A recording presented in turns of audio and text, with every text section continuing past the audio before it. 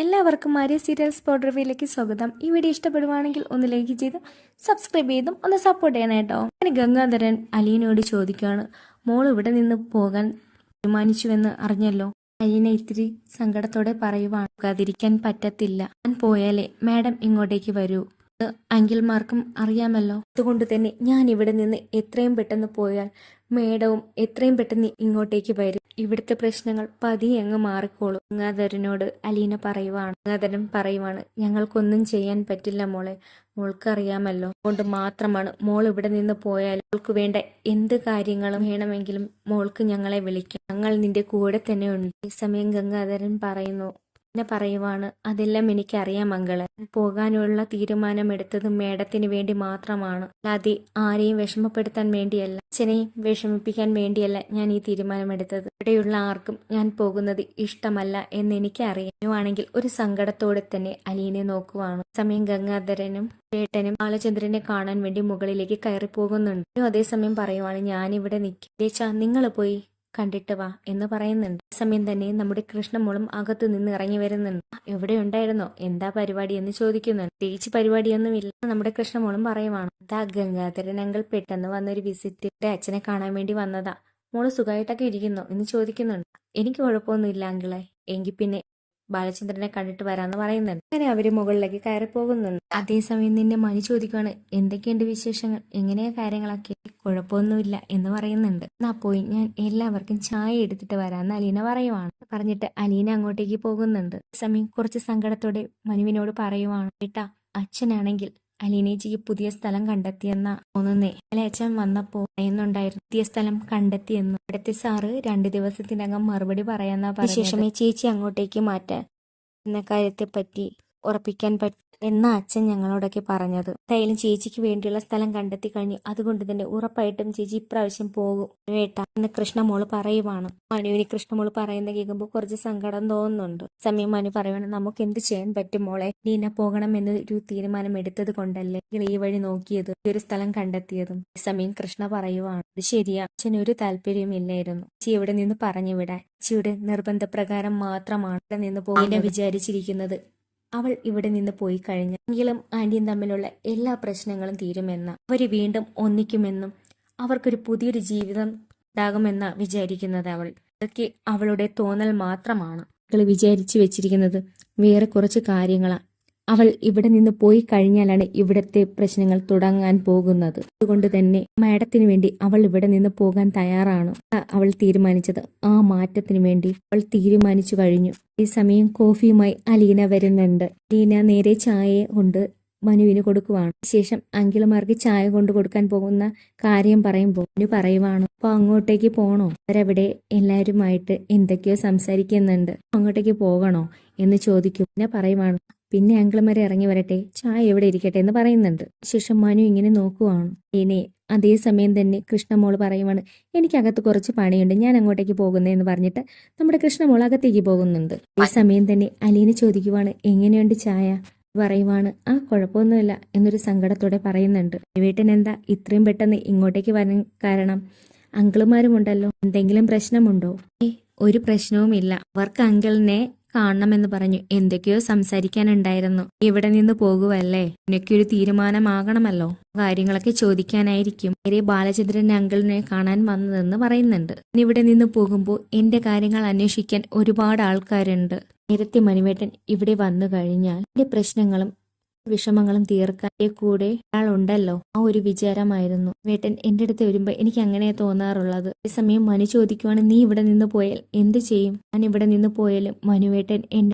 നിന്ന് പോയാലും മനുവേട്ടൻ എന്റെ അടുത്ത് തന്നെ ഉണ്ടല്ലോ, ഒരു പ്രശ്നവുമില്ല, മനുവേട്ടനെ എപ്പോ വേണമെങ്കിലും എന്നെ ഫോൺ ചെയ്യാലോ, വേട്ടനോട് കാര്യങ്ങളൊക്കെ പറയാലോ എന്ന് കുറച്ച് വിഷമത്തോടു കൂടി അലീന പറയുവാണ്. ശേഷം മനു അവിടെ ഇരുന്നിട്ട് നല്ല വിഷമത്തോടു കൂടി പറയുവാണ്, പകുതി വഴിയിൽ ഉപേക്ഷിച്ചു പോകുന്നത് പോലെ എനിക്ക് തോന്നുന്നേ പറഞ്ഞിട്ട് മനു ഭയങ്കര സങ്കടത്തോടെ അവിടെ ഇരിക്കുവാണ്. ഇത് കാണുമ്പോൾ അലീനയ്ക്ക് ഭയങ്കര സങ്കടം തോന്നുന്നുണ്ട്. വേട്ടാ, അങ്ങനെയൊന്നും പറയാതെ, ഞാൻ ഇവിടെ നിന്ന് പോയാലേ മേഡം ഇങ്ങോട്ടേക്ക് വരൂ, ആ ഒരു ഒറ്റ കാരണം കൊണ്ടാണ് ഞാൻ ഇവിടെ നിന്ന് പോകുന്നത് കൊണ്ട് മനുവേട്ടനെ ഉപേക്ഷിച്ചു പോകുന്നതല്ല. മനുവേട്ടനെ എപ്പോ വേണമെങ്കിലും എന്നെ വന്ന് കാണാനും എന്നെ വിളിക്കാനും അവിടെ സംസാരിക്കാനും എപ്പോഴും അടുത്ത് തന്നെ കാണും. ഒക്കെ മനുവേട്ടന്റെ വെറും തോന്നലുകളാണ്. എപ്പോഴും കൂടെ തന്നെ കാണും എന്നെ പറഞ്ഞിട്ട് മനുവിനെ ആശ്വസിപ്പിക്കുന്നുണ്ട്.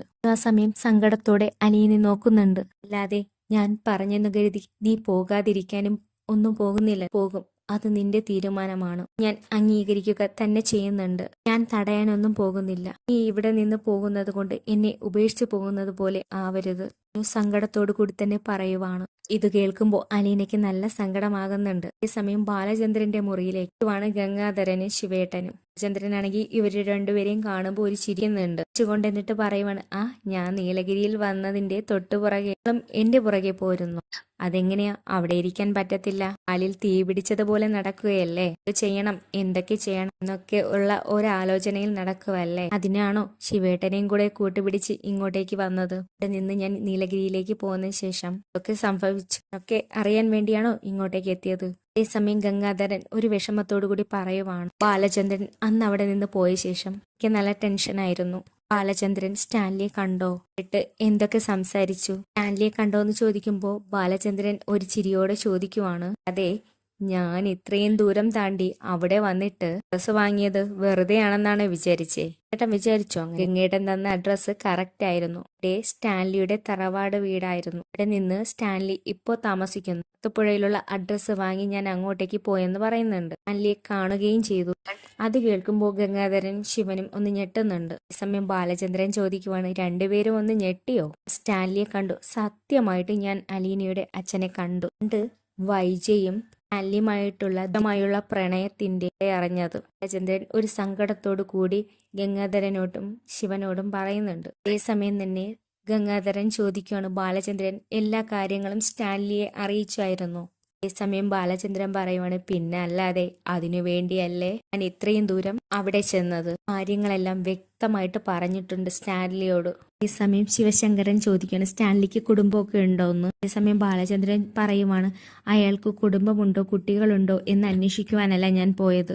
എന്തു കാര്യമാണോ ഉദ്ദേശിച്ചത് ആ കാര്യം വ്യക്തമായിട്ട് തന്നെ സ്റ്റാൻലിയോട് പറഞ്ഞിട്ടുണ്ട്. ഈ സമയം ഗംഗാധരൻ ചോദിക്കുകയാണ്, സ്റ്റാൻലിയുടെ മറുപടി എന്താണെന്നുള്ളത്. അതേസമയം ബാലചന്ദ്രൻ പറയുവാണ്, എന്നോട് പറഞ്ഞിട്ടുള്ളത് 2 ദിവസത്തെ സമയം വേണമെന്നാണ്. ആലോചിച്ചതിന് ശേഷം മറുപടി പറയാമെന്നാ പറഞ്ഞത്. മറുപടി അറിയിക്കുമായാലും അയാളുടെ മറുപടിക്ക് വേണ്ടി ഞാൻ വെയിറ്റിംഗ് ആണ്. എന്തൊക്കെ കേൾക്കുമ്പോൾ ഗംഗാധരനും ശിവനും പരസ്പരം നോക്കുന്നുണ്ട്. എന്നിട്ട് ഗംഗാധരൻ ചോദിക്കുവാണ്, ബാലചന്ദ്രൻ വിചാരിക്കുന്നത് പോലെയുള്ള ഒരു മറുപടിയല്ല സ്റ്റാൻലി അതെങ്കിൽ എന്നെ അങ്ങോട്ടേക്ക് കൊണ്ടുപോകാൻ താല്പര്യമില്ല. ഒരു കുടുംബവും കുട്ടിയും ഉണ്ട്, അതുകൊണ്ട് തന്നെ അങ്ങോട്ടേക്ക് കൊണ്ടുപോകാൻ താല്പര്യമില്ലെന്ന് പറഞ്ഞാൽ ബാലചന്ദ്രന്റെ തീരുമാനം എന്താ എന്ന് ചോദിക്കുന്നുണ്ട്. കേട്ട് ബാലചന്ദ്രൻ ഒന്ന് ഗംഗാധരനെ നോക്കുന്നുണ്ട്.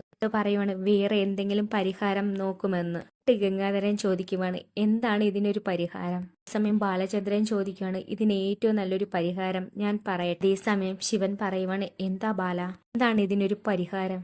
നല്ല ആകാംക്ഷയോടെ ശിവശങ്കരൻ ചോദിക്കുവാണ്, നിങ്ങളുടെ പെങ്ങളെടുത്ത് സത്യസന്ധമായി കാര്യങ്ങളെല്ലാം പറഞ്ഞാൽ ഇതിനൊരു പരിഹാരമാകും. വിവാഹത്തിന് മുൻപ് നീ പ്രസവിച്ച കുഞ്ഞാണ് അലീന എന്ന് വ്യക്തമായി പറഞ്ഞു കൊടുത്താൽ ഇതിനെല്ലാം ഒരു പരിഹാരമാകും എന്ന് ബാലചന്ദ്രൻ പറയുന്നു.